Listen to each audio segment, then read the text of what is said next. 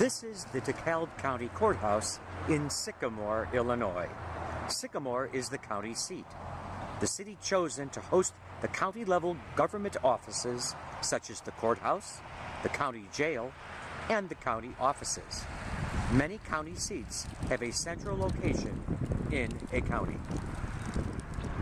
From here, we can see the courthouse, the county jail, and the office buildings for the county, such as the clerk and recorder's office, where people can get marriage licenses or get their property ownership recorded, such as if they purchase a house.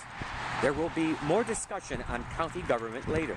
For now, we will focus on courts and jury duty. There are different types of courts: state trial courts, appeals courts, state supreme courts, federal courts, U.S. courts of appeals, and the Supreme Court in Washington, D.C. While the United States Supreme Court may have the most media attention, most people will encounter a court in their county if they serve on a jury or get a divorce. Each state has its own penal code, which is a set of criminal laws. A person suspected of violating one or more of those criminal laws will have a judge hear the case in a trial. A suspected criminal does not have to travel to the state capital for a trial.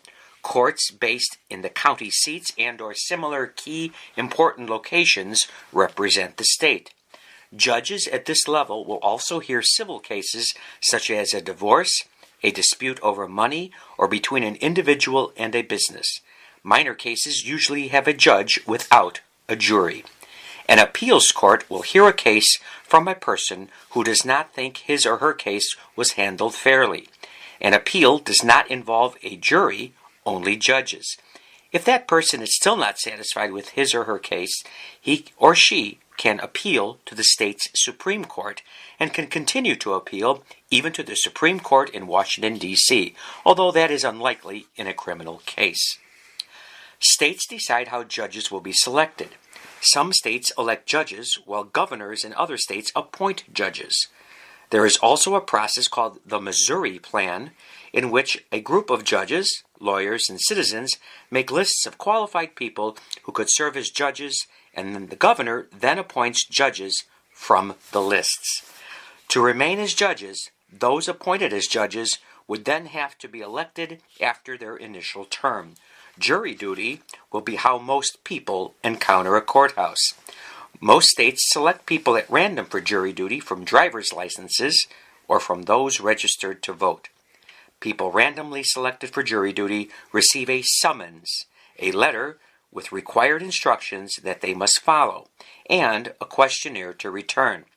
From those questionnaires, many of the people, but not all, who receive those forms may be then instructed to report to a courthouse for jury duty.